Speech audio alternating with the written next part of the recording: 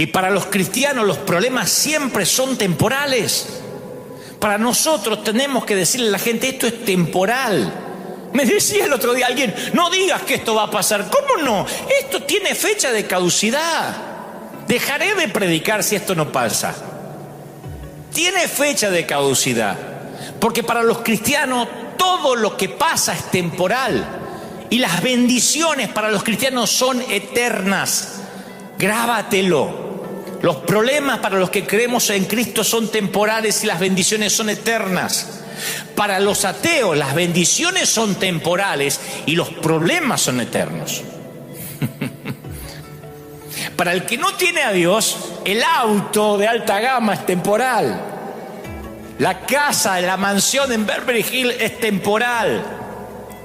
Hubo un príncipe que se contagió el coronavirus.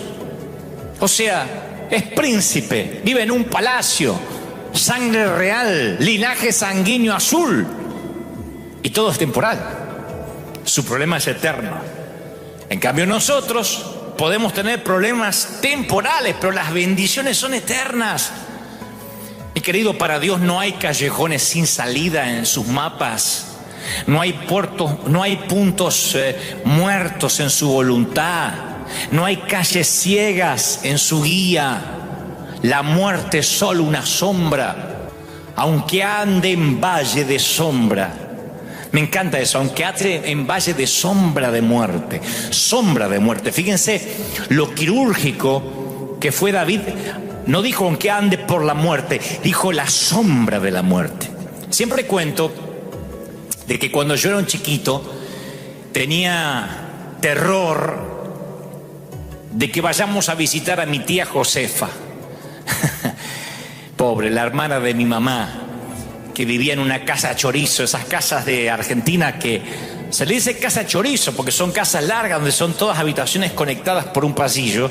Yo tenía terror porque al fondo del pasillo estaba el baño y cuando se hacía de noche en esa casa, ¡ay! La noche era un lugar fatídico, lleno de sombras aterradoras que parecían que escondían horrores impensables. Y durante esa hora del día yo veía claramente que no había peligro, no había ningún monstruo acechando en ese pasillo. Pero tú sabes lo que la oscuridad le hace a ciertos lugares. La oscuridad a ciertos lugares los distorsiona. Y la oscuridad convierte a veces al lienzo en algo feo. Se convierte en un lienzo para la imaginación. Uno puede ver sombras, cosas extrañas. La buena noticia es que las sombras son únicamente la refracción de la luz. Pueden asustar, pero no te pueden hacer daño. Por eso dice David, aunque ande en valle de muerte, de sombra de muerte. Mientras un hombre conducía a casa, después del funeral de su esposa, él y sus hijos estaban agobiados por el dolor. Habían enterrado los chiquitos a su mamá, él a la mujer de su vida. Y entre que él buscaba palabras de consuelo para sus nenes, pasa una gran furgoneta, una camioneta por al lado y la sombra cubre el auto. Entonces él aprovechó y le dice, chicos, ¿qué preferiría que les pasara por encima? ¿Un camión o su sombra? Y los nenes dicen, la sombra, por supuesto. Y él les dice, miren, hace 2000 años el camión le pasó por encima al Señor Jesús para que solo su sombra hoy nos pasara por encima. Esta palabra es para los que la muerte no les es alguien nuevo, no les es alguien que apareció ahora junto con las noticias en CNN o con los comunicados de prensa del presidente. Hay de los que dicen, sí, yo sé lo que la muerte duele. La Biblia no teme hablar de la muerte, porque la Biblia la llama por lo que es. La palabra muerte aparece cientos de veces en nuestras escrituras. Y los términos bíblicos a veces hablan de morir directamente, de muerte, pero algunos también son refinados y poéticos. Génesis 49, 29 dice, me uniré con mis antepasados. Te recogeré con tus padres y serás llevado al sepulcro en paz. Dice Segunda de Reyes 22, 20. Y el siguiente versículo yo creo que es, a mi humilde criterio, el más bello en cuanto a lo que la Biblia menciona respecto a la muerte. Dice, al Señor le conmueve profundamente la muerte de sus amados. Salmo 116, 15. El escritor de los Hebreos lo resume sin rodeo. Dice, cada persona está destinada a morir una vez y después vendrá el juicio. O sea que la cuenta regresiva para la muerte comienza desde el nacimiento. Y diré esto, aunque no suene correcto, tú y yo estamos muriendo en este mismo momento. El reloj de arena nunca sube, siempre baja. El calendario va de izquierda a derecha y de enero a diciembre, nunca al revés. El tiempo no tiene botón de rebobinado. Estamos todos los días envejeciendo un poco. Y aunque la muerte comienza cuando nacemos, la vida comienza cuando nacemos de nuevo mediante la fe en Cristo. Por eso es vital que ahora todo el mundo levante los ojos al cielo. Qué paradoja cuando las iglesias están cerradas. Pero los que podemos predicar en línea, que hay muchos pastores que lo están haciendo, tenemos que decirle a la gente, este es el momento para nacer de nuevo. Porque muchos cristianos tienen la noción equivocada que la vida eterna va a comenzar cuando mueran. Y la vida eterna comienza cuando nacemos de nuevo, cuando aceptamos a Jesús en el corazón, cuando nos arrepentimos de los pecados, cuando lo reconocemos como su suficiente Salvador. Este es el momento de hablar de evangelismo. Yo decía el domingo pasado, este no es el momento de disculpar a Dios. No tenemos que ponernos frente a una cámara a reprender espíritus de coronavirus, que esto no viene de Dios, que esto viene del diablo, porque eso hasta hace ver pusilánime a Dios. Como que esta pulseada la está ganando Satanás. No hay que disculpar a Dios. No, este momento hay que predicar de salvación, de volver a Dios. Hay que decir, podrías morir, porque todo el mundo está muriendo, sea por el coronavirus, por el cáncer, por la diabetes, porque te pica una serpiente, porque resbalas en la bañera, por una ACV, por lo que sea, porque te asesinan para robarte algo. Todo el mundo se está muriendo y puedes que te vayas a la eternidad sin Cristo. Por eso Jesús lo define de esta manera. Él dice, la manera de tener vida eterna es conocerte a ti y al único Dios verdadero y a Jesucristo, a quien tú enviaste a la tierra, dice Juan 17:3. O sea, que si conoces a Dios a través de Jesucristo, entonces empiezas a vivir la vida eterna ahora mismo, aunque no hayas muerto físicamente. Y eso es lo que tenemos que decir. Y que si experimentas la vida eterna ahora mismo, la muerte no es más que una interrupción de una vida que no tiene fin. El Nuevo Testamento está lleno de pasajes que transmiten esta perspectiva positiva y transitoria acerca de la muerte. Jesús se refiere a la muerte así, dice, los ángeles, te voy a decir cómo Jesús literalmente se refiere a la muerte. Los ángeles lo llevaron a estar con Abraham. Lucas 16:22. Los ángeles lo llevaron a estar con Abraham. No dice murió y en medio del dolor y el trance. No, los ángeles lo llevaron. Como quien se toma un bus. Jesús le dice al ladrón que se arrepintió y que murió a su lado, te aseguro que hoy estarás conmigo en el paraíso. Hoy. Ni siquiera que vas a estar por ahí dando vueltas como un alma en pena o que vas a pasar por el purgatorio. Hoy estarás conmigo en el paraíso. Pablo lo define como estar fuera del cuerpo terrenal, en el lugar celestial con el Señor. 2 Corintios 5:8. O sea que Jesús describe la separación de la muerte como algo meramente temporal. Él dijo, ya dentro de poco no me verán más, pero después me van a ver de nuevo. Juan 16:16. O sea, la muerte no es algo que haya que temer, sino un viaje que se inició al nacer. El problema no es esta muerte, sino la segunda muerte. No me voy a poner muy teólogo ahora, porque sé que hay mucha gente que por primera vez están oyendo esto, pero hay una última forma de muerte, la segunda muerte, que es la exclusión total de Dios. Yo no quiero tratar de empobrecer más tu día. No quiero entenebrecerlo más. No quiero que sientas que tu día se va a hacer más miserable que a lo mejor la desesperanza que ya tienes. Pero para muchas personas la muerte es el temor final y es la gran incertidumbre. Cuando alguien muere, por lo general oímos que mucha gente dice: no, es que está en un lugar mejor. Pero antes de que murieran tratamos con toda la fuerza de orar para que no se vaya a ese lugar mejor. O sea, se fue a un lugar mejor, pero siempre estamos orando para que no se vaya. Eso es porque hay incertidumbre.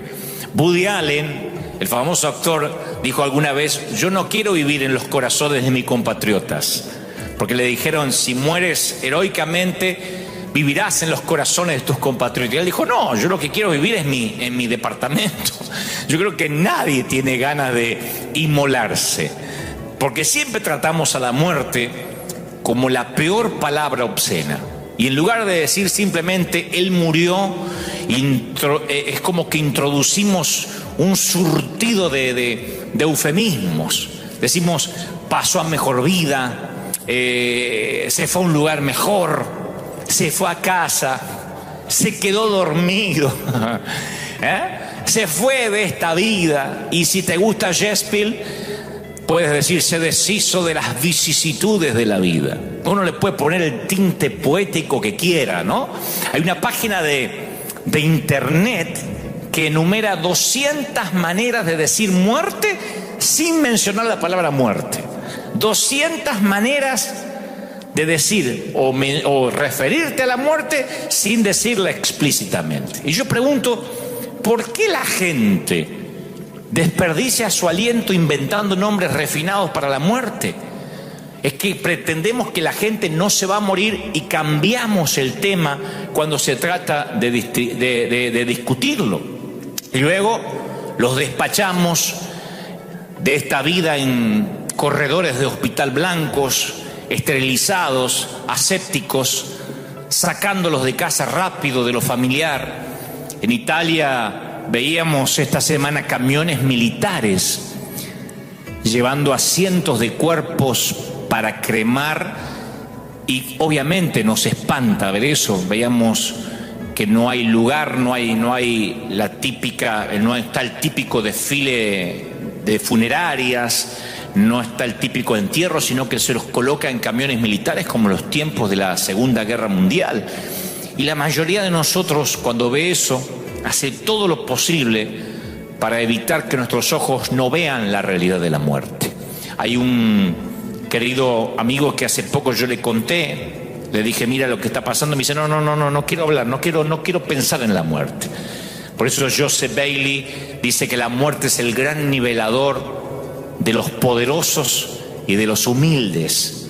La muerte no tiene favoritos y por sobre todo no hace tratos.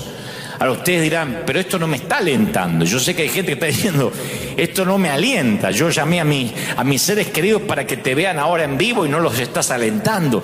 Pero sí, yo quiero que me dejes avanzar, porque esta es la forma en que la gente se está volviendo a Dios. Yo quiero que tengas en cuenta esto como aunque sea una terapia de shock. El mismo día que en Italia, como pasó, si no me equivoco, creo que el viernes o ayer sábado, en el mismo día que en Italia mueren 890 personas por este virus, 26.263 personas murieron de cáncer, 24.641 murieron de enfermedades cardiovasculares, 4.000 personas, 4.300 para ser exactas, murieron de diabetes. Incluso los suicidios fueron 28 veces superiores a las muertes por este virus. Los mosquitos matan 2.740 personas al día. No estoy inventando. Los mosquitos matan 2.740 personas al día. Los humanos matan en asesinatos 1.300 personas diariamente. Las serpientes matan 100 personas cada día.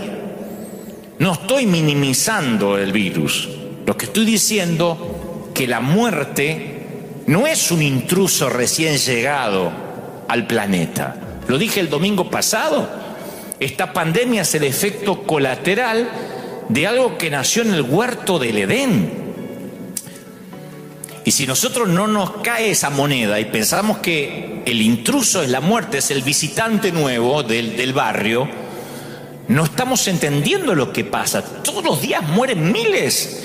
El granjero y el ejecutivo viene a la sombra de la muerte. Y esto va para el ganador del premio Nobel, para la prostituta, la señora de casa, el bebé, el adolescente, el anciano. El ataúd espera al cirujano que trasplanta un corazón, así como al esperanzado receptor. La muerte espera al director de la funeraria, así como el cuerpo que él manipula. La muerte no elude a nadie. Si nuestra vida está en orden, ¿por qué deberíamos tener temor? Cuando Jesús salió de la tumba abierta el domingo de resurrección, la derrota de Satanás fue total. Su arma de muerte había sido destruida y ahora Satanás tiene que conformarse con ganar las batallas chiquititas, las pequeñas, porque la guerra que comenzó la perdió para siempre. La última esperanza del diablo es convencerte en que vivas como si la victoria de Cristo nunca hubiese ocurrido. Al enemigo le encantaría que estuvieras esclavizado con temor a la muerte. Cumple la cuarentena, pero no tengas temor, porque si tú le temes a la muerte, tu miedo se basa en una mentira. La muerte es devorada por la victoria de Cristo. ¿Dónde está muerte tu victoria? ¿Dónde, oh muerte, tu aguijón? ¿Dónde está sepulcro tu aguijón? Yo estoy convencido que nada nos va a separar de lo que Dios hizo por nosotros. Nada nos puede separar. De hecho, la palabra lo dice claramente: ni la muerte, ni la vida, ni los ángeles, ni demonios, ni los temores, ni las pandemias, ni las preocupaciones del mañana, ni los poderes del infierno nos van a separar del amor de Dios. Ahora es cuando todos en las casas deberían repetir estas palabras.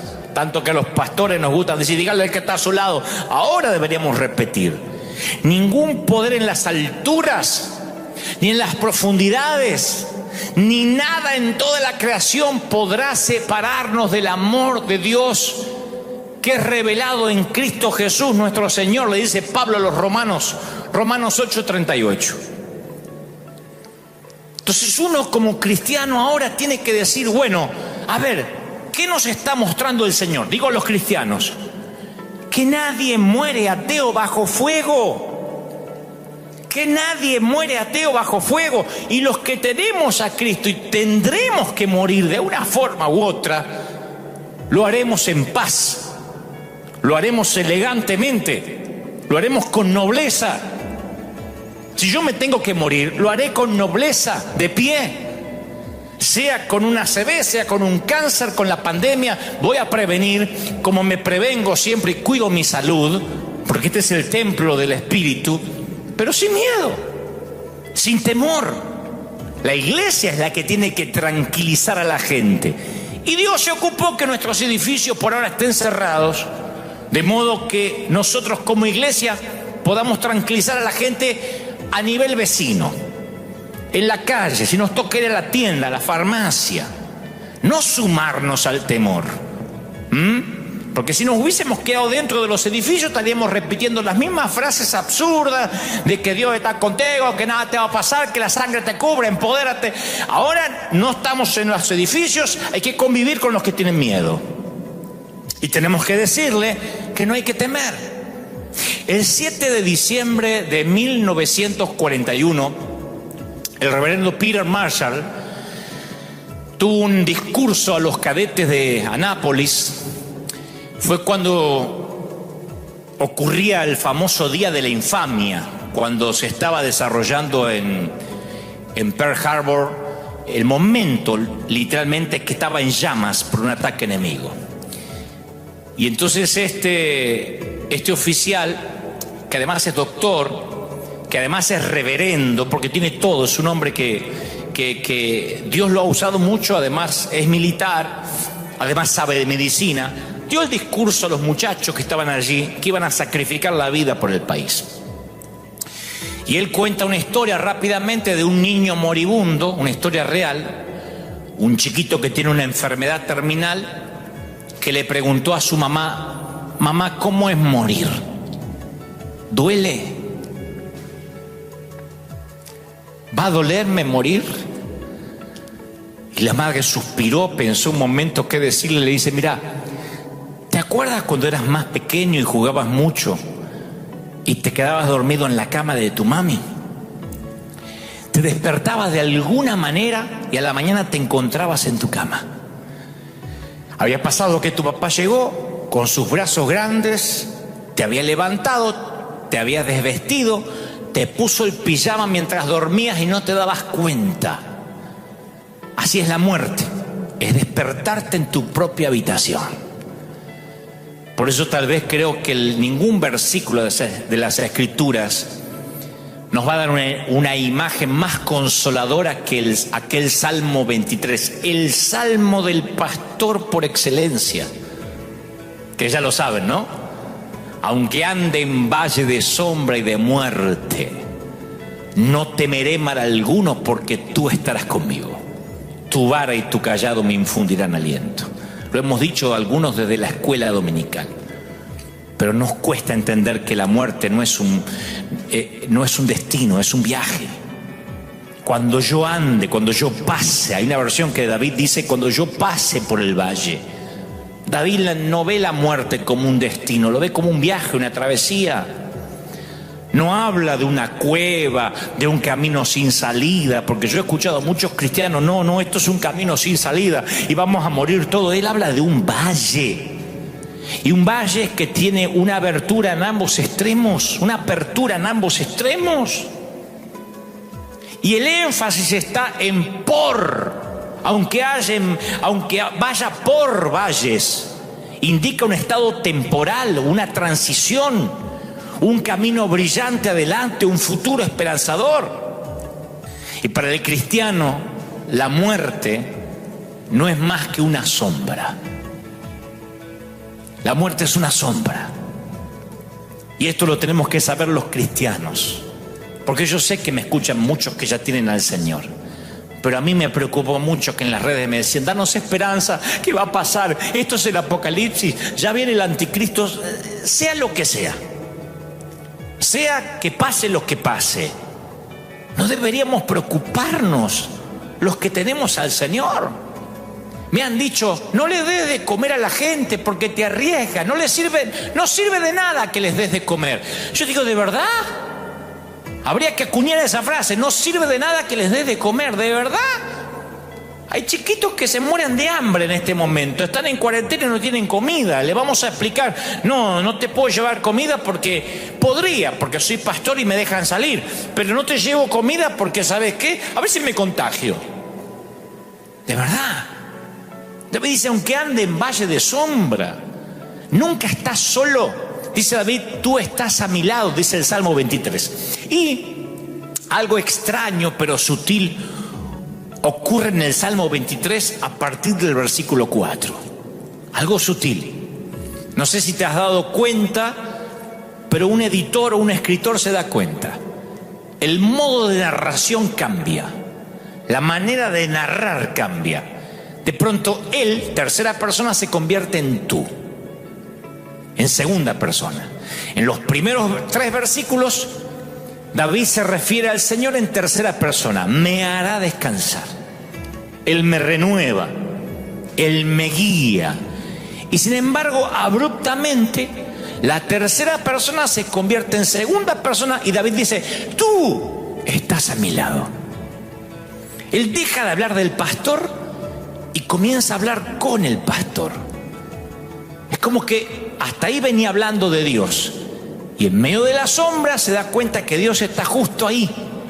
Entonces dice: no temeré porque tú estás a mi lado. Como muchos ministros que por año hablamos de Él en tercera persona, pero ahora tenemos que decir: Dios está acá, y hablarle a Él.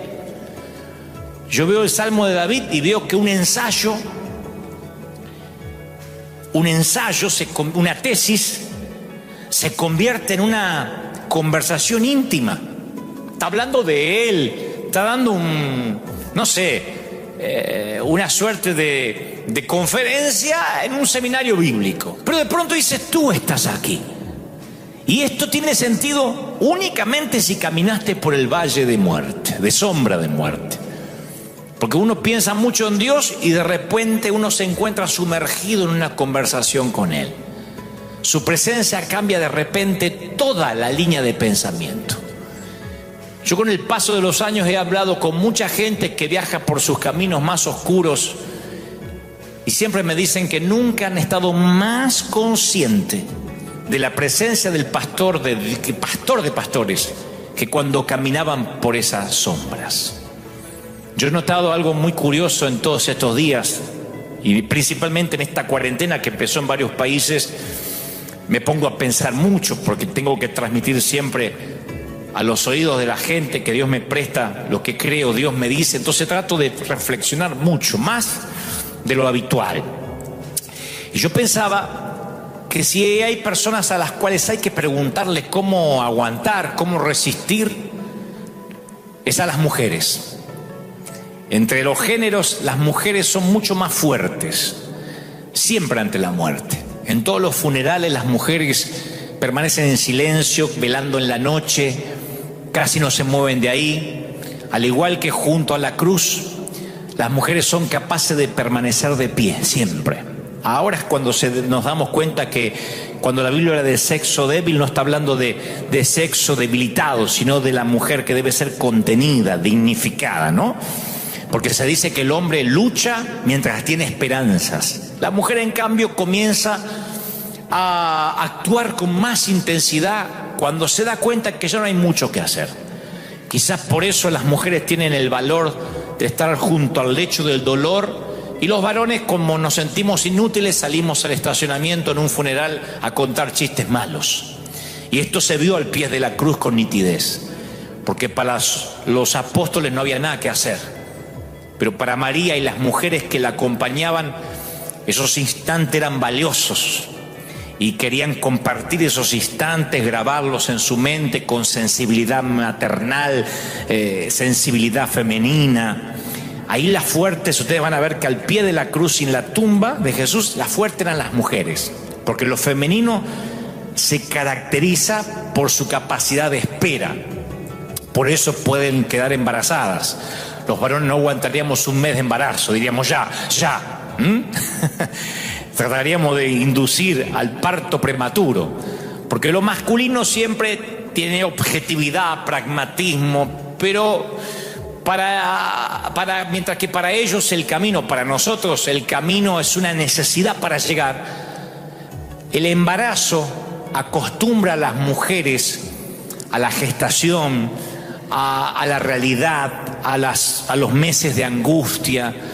Todas las mujeres en algún momento piensan, será normal, vendrá bien el parto, y se acostumbra a esperar. El hombre quiere ver resultados. Si él pudiera, abreviaría el camino. El hombre valora las metas, pero no disfruta la intensidad del camino. Yo no sé si a los pastores les es fácil orar. Yo me pregunté, ¿le pido a Dios por la cura ya? Cuando este virus llegó para igualarnos y que consideremos la vida eterna. Vieron que ya no hay discusión tanto de aborto, ni de salvemos las dos vidas, ni matemos a una. Vieron que ya no hay manifestaciones sobre inclusión de género, sobre cambiar nuestra manera de hablar. Vieron cómo se reorganizaron las prioridades. Ahora es sobrevivir. Así que, ¿qué hago? ¿Le pido a Dios que detenga la pandemia cuando esta misma pandemia está haciendo que la gente busque a Dios? Se va a detener, nada más que yo no sé cómo orar. Le pido a Dios que cierre las puertas de las iglesias, que las vuelva a abrir, que las cierre. ¿Qué le pido a Dios? Porque justo ahora la gente comenzó a levantar altares en sus hogares, no lo habían hecho nunca. Le pido a Dios que no sea afectada la economía, cuando especialmente en Estados Unidos la economía siempre fue un Dios. Yo pastoreé una iglesia de algunas personas que dejaron de venir a la iglesia porque les salió un trabajo en domingo. Le digo, ¿te vas a dejar de congregar? Y sí, pastor, hay que trabajar, hay que pagar el mortgage. Líderes que yo confiaba han tenido al crédito como su Dios. Y el sueño americano valía más que buscar la voluntad de Dios. Son los mismos que ahora dicen, por favor, pastor, ¿cuándo se abre la iglesia? Un montón de gente a mí me ha dicho, me voy ahora a Bakersfield, no sé dónde me voy a congregar. ¿Y hay iglesia allá? No sé, pero me salió un trabajo allá. Ni hablar de los que faltan porque les picó un mosquito, porque les tocó un puente, un fin de semana largo. Entonces Dios revirtió de pronto todo y ahora todo el mundo está buscando a Dios. Así que, ¿qué hago? ¿Le pido a Dios que cambie su voluntad? ¿Oro para que Dios haga su voluntad? Sí, porque yo confío de que su plan es perfecto. Oro para que todos los que tienen que ser salvos conozcan la verdad y ojalá que sea rápido, así esto pasa. Oro para que la fe de los santos no mengüe y para que ustedes, mis queridos ministros europeos, estén firmes. Oro por la unidad de la iglesia, pero la verdadera, no la de grupitos de élite. No de esos que se juntan. Vamos a juntarnos el grupito, pero aquel déjalo fuera porque se roba las almas. Y el otro no, porque no predica la sana doctrina. Antes de esto había un montón de grupitos queriendo hacer unidades que no son tal. No, la unidad es con todo el mundo. La unidad es con el que se quiera unir. Porque nos vamos a sorprender cuando lleguemos al cielo de ver a gente que no esperábamos ni siquiera que pasara por la puerta de una iglesia. Y de haber dado por sentado a algunos que ni siquiera van a estar ahí. La unidad es para todos. Pero acá es cuando uno, espíritu de ecumenismo. La unidad es para todo el mundo. Aquel que recibe a Cristo en su corazón, circuncidado, no circuncidado, gentil, judío, el Señor vino para todos. Así que oro para que la iglesia aprenda a no rematar a sus propios heridos. A ver si esta pandemia nos enseña algo. En lugar de escribir boberías para separarnos de los leprosos, oro para que esta pandemia nos sirva de verdad para sostener a nuestros heridos. ¿Quién sostiene a los pastores que pecan? ¿Quién los sostiene a aquellos que tienen matrimonios disfuncionales? A los pastores que luchan con hijos en las drogas. Los rematamos, decimos yo no tengo nada que ver con él, la iglesia de Cristo no se parece a él. Eso hacemos nosotros. Las mafias se protegen, las mafias, el reino animal se protege, las bestias se protegen. Y en medio de una pandemia a lo mejor empezamos a entender que todos, independientemente si nos caemos bien o no, estamos haciendo lo mismo, predicando el evangelio, todos. Y usa a grandes teólogos como esos que están del otro lado y a burros como este servidor. Así que lloro porque la pandemia nos enseña unidad de la de verdad. Nadie muere ateo bajo fuego enemigo. Pero también me dijo este veterano, y siempre el que está a tu lado es tu amigo, no importa si es negro, blanco, amarillo. Siempre es tu hermano de sangre. En una guerra se genera una hermandad tan grande que no hay diferencias, no hay peleas. ¿Qué pasaría si yo te prometiera que podemos cambiar para siempre la manera en que miramos la muerte y quitarla de la categoría del temor? Especialmente los que decimos que creemos en Dios. Yo creo que la muerte está ocupando mucho espacio en tu armario, en tu closet de ansiedad. La idea de enfrentarte a la muerte, yo pienso que está ocupando demasiado espacio que no debería ocupar. Te está hipotecando el futuro, te está arruinando el presente, que es lo único que tienes, porque es tu único capital, el hoy. Y cuando la muerte nos causa temor, enfrentarse con eso desconocido asusta, inquieta. Y a pesar de que este mundo no es perfecto, a la mayoría de nosotros en general nos gusta nuestra vida aquí, en este mundo. Yo una vez hice una encuesta aquí y dije, ¿cuántos tienen ganas de irse al cielo? Me levantaron todas las manos, los miles. ¡Amén! Y después le dije, ¿cuántos se quisieran ir hoy? Nadie me levantó la mano. O sea, como dice un contador de cuentos en Argentina, Luis Landricina, el querido Luis Landricina, todos creemos en la vida eterna, pero nadie tenemos apuro, ¿no? Yo creo que soñamos con cosas que queremos hacer aquí. Y todavía queremos tiempo para disfrutar de la familia, para disfrutar de los amigos. Lo que pasa es que la vida aquí es familiar y es conocida. Pero hay mucho acerca de la eternidad que es desconocido y eso nos inquieta. Es más, yo tengo que ser honesto y decirte que hasta hace unos pocos años yo tampoco pensaba mucho en el cielo.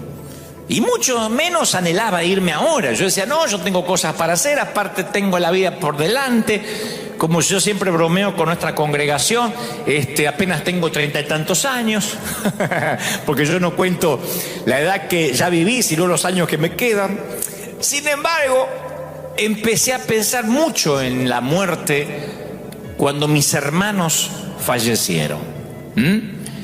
Mis hermanos, uno de 46, casi para 47, partió con un infarto fulminante.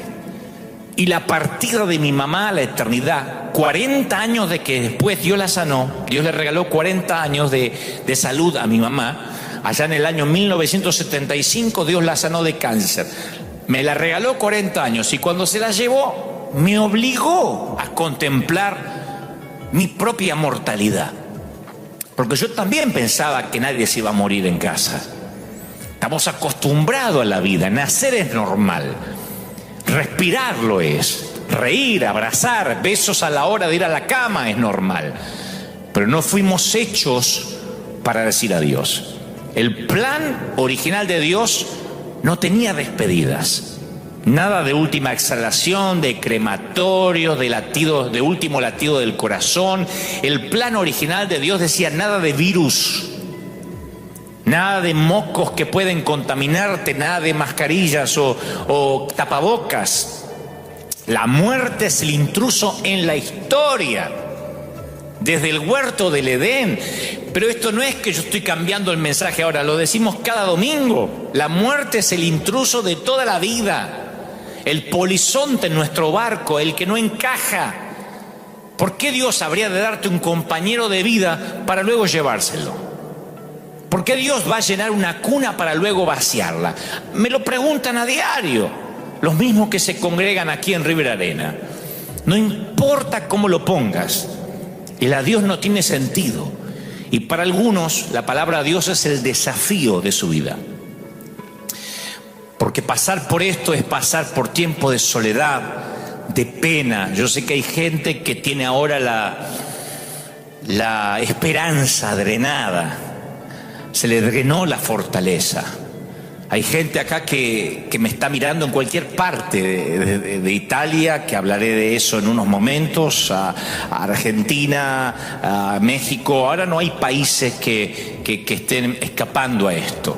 Y yo sé que hay gente que no le pasa esto ahora, que ya hace años que duermes solo en una cama para dos, que te mueves por tu casa en medio de un aplastante silencio, o que te sorprendes pronunciando su nombre o tratando de tomarle la mano por la noche buscándolo en la cama cuando ya no está.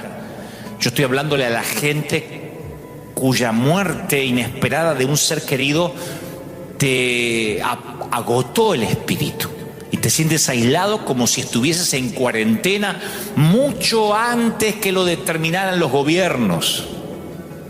Me escribió esta semana una dama que me dice: Dante, antes que mi presidente decretara la cuarentena, yo ya vivo en cuarentena hace años.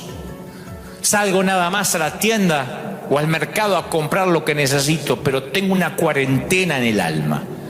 Para muchos se sintieron como gatos encerrados. No puedo ir a jugar a la pelota, no puedo ir al bar, a los amigos. Otros dicen: yo, a partir de esa muerte, Vivo en una pena continua, en un dolor continuo, en una cuarentena que no se me va. Y entonces esta palabra es para ti. Naciste una vez, morirás 2 veces. Y la segunda muerte es el problema.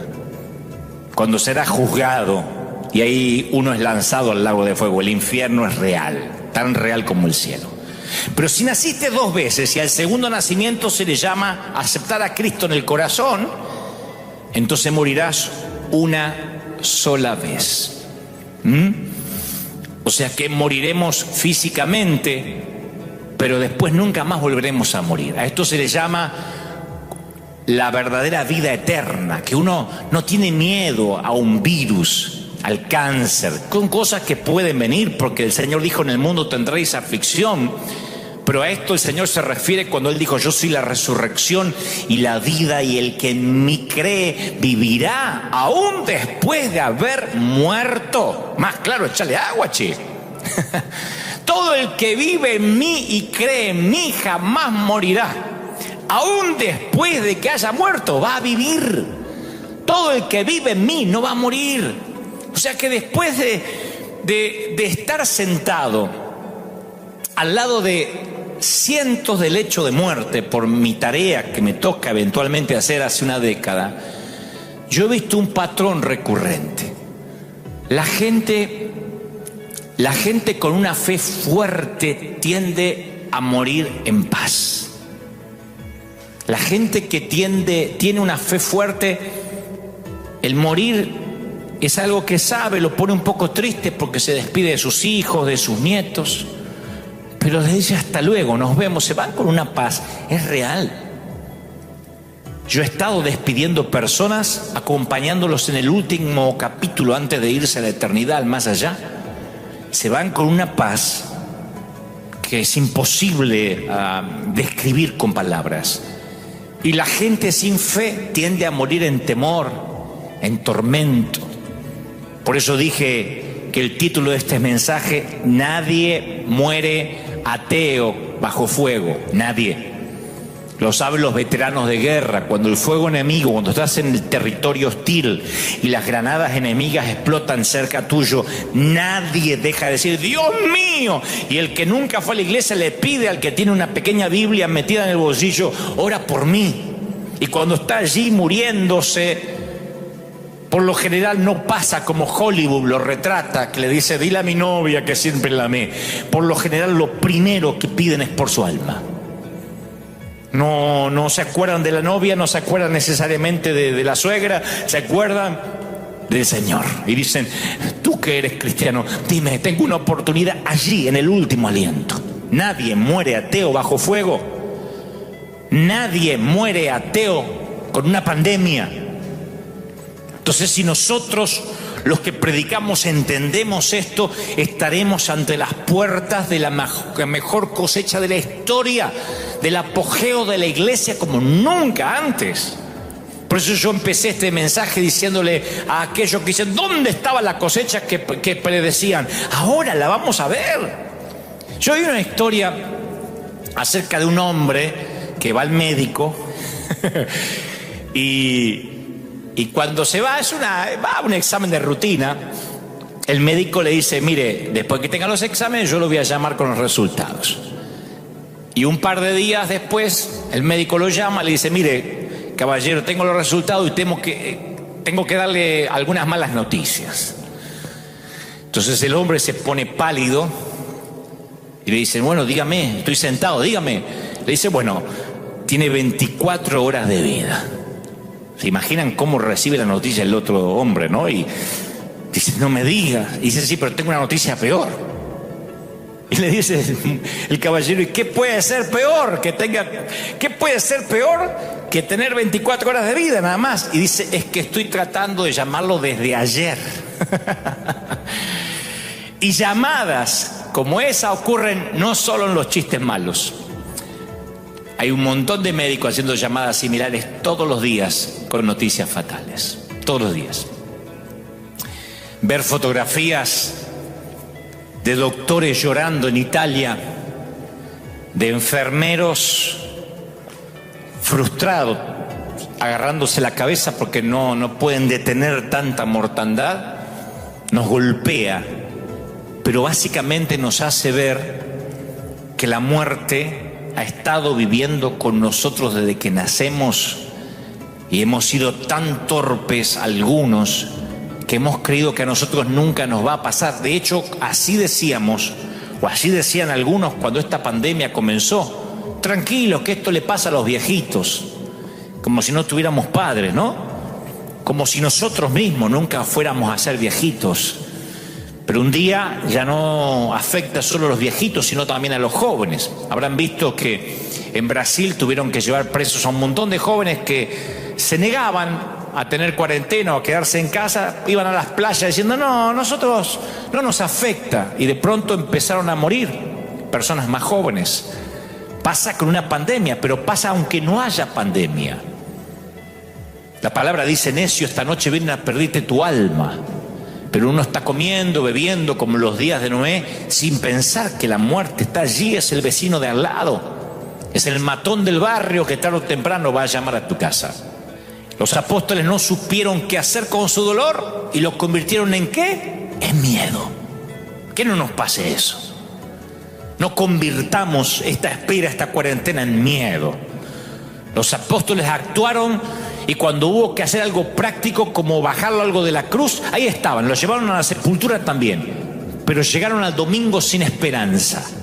Mi pregunta es: ¿cómo estamos llegando al domingo de resurrección? ¿Cómo nos estamos preparando para la cosecha?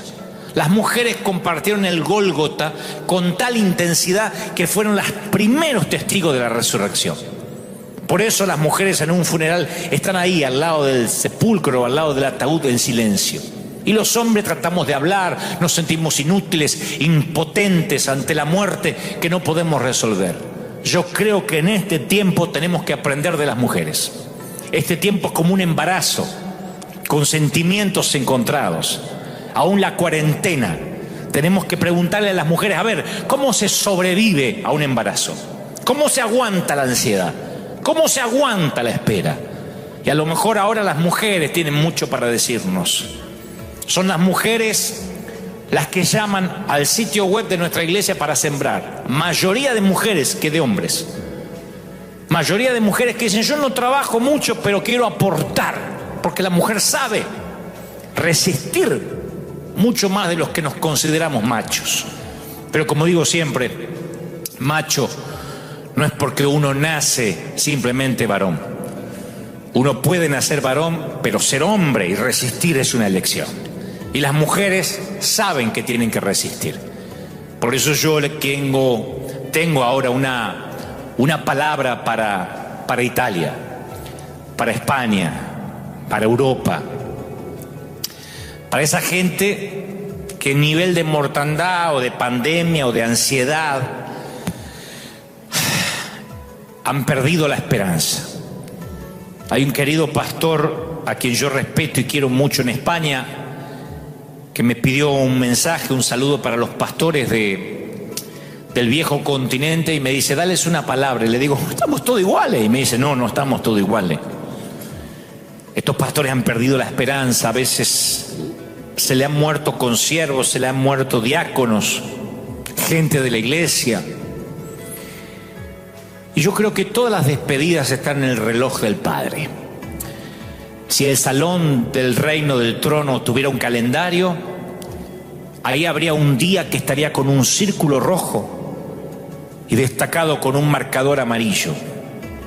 Dios ha decretado una reunión familiar. Dice la Biblia: Él mismo dará la orden, los arcángeles atronarán, Él descenderá del cielo y los muertos en Cristo resucitarán. Ellos irán primero, luego el resto de nosotros que todavía estemos vivos en ese tiempo seremos tomados en las nubes para reunirnos con el Señor. Estaremos caminando en el aire y entonces habrá una gran reunión familiar. Por tanto, consuélense unos a los otros con estas palabras. Pablo le dice eso a Tesalonicenses 4:16. No va a ser un día cualquiera, será el gran día. El arcángel lo va a inaugurar con un toque de trompeta.